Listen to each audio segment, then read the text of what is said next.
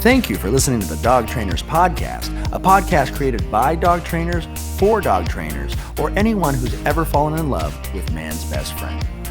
Hey everybody, welcome back to the Dog Trainers Podcast. My name is Mariano Alvarez here with Brent LaBrada and a very, very special guest that I'm super excited about we'll be announcing in a minute. Before we do though, just a couple of quick things to bring up. First, and of course, we want to thank you guys so much for listening and showing us as much love and support as you've been doing over the past few months. And man, this podcast has just been, you guys have just been encouraging to us every single day. And we just hope that we keep doing our absolute best to bring you guys amazing content. And please do feel free to reach out to us and guide us in the right direction. Second, Instagram, Facebook, YouTube. You can find us in all of these places, all by searching Dog Trainers Podcast. And that's all one word, at Dog Trainers Podcast. And finally, then I'll shut up. We want to give a quick shout out to the guys that have been showing us love lately. What's up to Denver, Colorado, Flagstaff, Arizona? What's up, Lake Stevens, Washington, and Cortland, Maine, New York? Thank you guys so much. And with that, let's dive in because I am pumped, man. What up, everybody? It's Brent LaBrada and Mariano. Sorry. It's Brent LaBrada. We'll start over. What's up, everybody? What's up, everybody? Hold on. We got this. What's up, everybody? It's Brent. Thank you so much for introducing episode 37, Mariano. As Mariano mentioned, we have an amazing special guest today. Just go ahead and kind of read kind of who he is. He is the founder of The Good Dog. He is the author of The Good Dog Way, Love Them by Leading Them, Volume 1, and funny enough, Volume 2 coming out this year in 2020. We have our good friend Sean O'Shea, who's here on the podcast. How are you doing, Sean? I'm good. Happy to chat with you guys. Good. We're so excited to have you on and go over, what the Good Dog's up to, what you've been up to. And as kind of I was telling you right before the podcast, I think the point of this podcast is we're talking to new generation of dog trainers. We're talking to the people who are switching careers. We're talking to the people who are 18, 19, 20, 21, who love animals and are need guidance. So we're so excited. I know you've definitely brought some value to my life, and you've brought some value to Mariano's life as your content. And so we can't wait to explore that. Those of you guys who already follow or don't follow, go ahead and follow Sean O'Shea at Sean O'Shea, and you can follow The Good Dog at The Good Dog Training. Go ahead and check out his website, thegooddog.net. And check out his books, both volume 1 and 2 by the same title, The Good Dog Way, Love Them by Leading Them. So that is our boy, Sean O'Shea. Sean, we like to start every podcast a little bit with an origin story, right? Where it's like a superhero, right? We want to get to know, we want to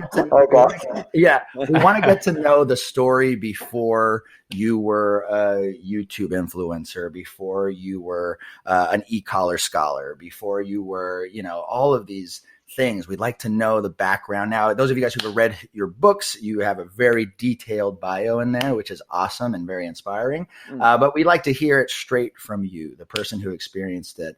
So my very, very first question is, who was Sean O'Shea before dog training? How much time do we got here? We got as much time, my friend, as you can give us. Okay. Brevity is not my skill set, so I'm going to do my best. So I started out pursuing music. So I played music all my life, had a first drum set at 3, been in bands all my life, did a ton of recordings, ton of touring, was lucky enough to play on some pretty big hit songs at one point. And so that was super exciting. A lot of touring with, behind some big name bands and some big name artists. That was cool.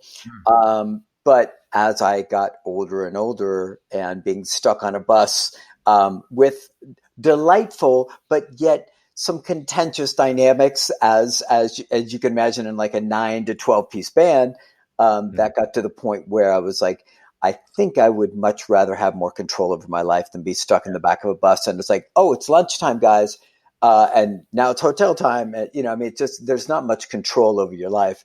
And so I was doing that. Simultaneously, I was valeting. And so I would valet 5-6 days a week. And then I was lucky enough that if I had a tour come up, my boss would cut me enough slack to let me go out. And there were a couple times where I was out for like 7 weeks, and he would be like, Wow. there would be a lot of like, a lot of butt kissing going on. Nice. So I did that for up until about 35, something like that. I had my own problem dogs that I adopted right around 30 years old, which was somewhere around like 2000. And they were a wreck. I was a wreck. And you guys, if you read the story, you know that story. And so I started on a journey of trying to figure out what the hell was going on. Things got really, really bad. Behavior got really bad. And I was determined to try and find the answers. Now, like a lot of folks, I think that have started up their journey, Caesar and Dog Whisperer was a show that was back in that day, like 2000. Yeah.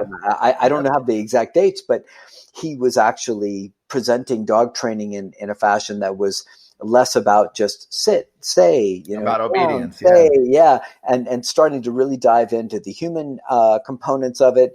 And what was really available if you were willing to dive into something a bit or some deeper waters, I should say, as far as with your dogs and clients. And so dog training in and of itself had never been that attractive to me until I realized, oh, wow, there's a whole other thing here that is actually fascinating.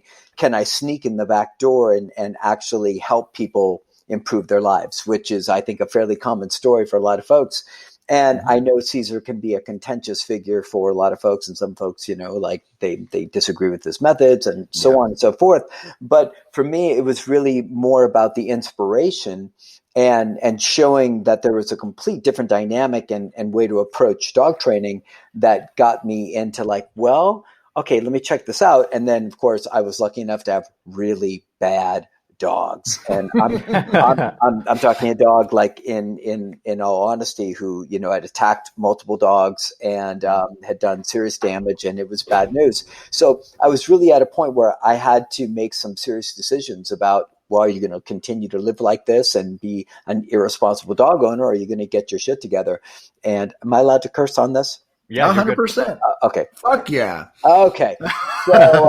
So from there, I started diving into some of his principles, and then I started reading everything I could get my hands on. And I started just trying to nail my dogs down in the most positive way. And next thing I know, like they were fully e-collar trained and prong collar trained, and they were walking around the neighborhood as kind of like the all-stars. And so that drew attention. And then next thing I know, I started getting asked, just people would pull over and be like, hey, do you walk dogs? And I'd be like, yeah. So I did that. And then that turned into more and more training. And I started moving further and further away from music, some sporadic stuff here and there. And then I started moving heavily into training. And at the same time I was valeting. So I really tried to be careful because I didn't have anything in the way of kind of financial safety net. So it was like, let's, and this is good information for anybody who's starting out their business or trying to make a leap into dog training.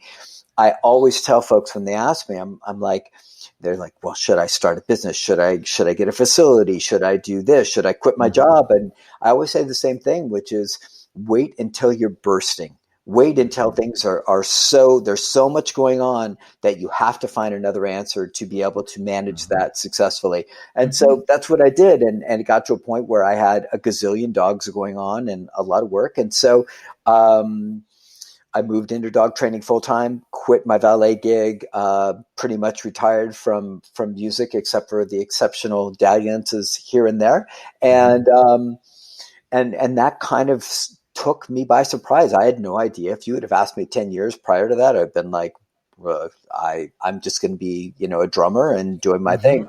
So one thing I would say is that through a lot of obsessive study, and I started off in the pure positive world, even though I was looking at Caesar stuff, The books that were readily available at that time, unless you're going to go into like Keeler and stuff like that, there were definitely some books that were more in alignment with that. But to be honest, I mean, all of the pure positive stuff between like Patricia McConnell and, Other End of the Leash and Don't Shoot the Dog and a gazillion others. Always pure positive. Yeah. Power of positive dog training. And so I dove into all those because they all sounded great. And the only mentor I had was a friend of mine who was a pure positive trainer, who was probably like the firmest, hardest core trainer that I like, ironically, that I'd ever been around.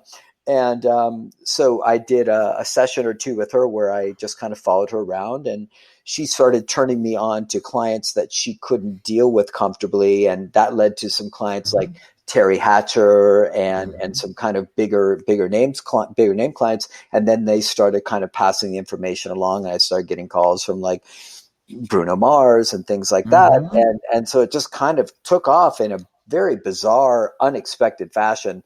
And I would say that as much as I worked on playing music and dedicating hours and hours, dog training tended to come a smidge easier. As far as if you looked at my own dogs, you'd be like, I'm not sure what you're talking about. But after I got the principles, right? After the principles really kind of laid themselves out, I was like, okay, I got this. And then of course you have to fine tune and like, okay, how do you actually use the tools?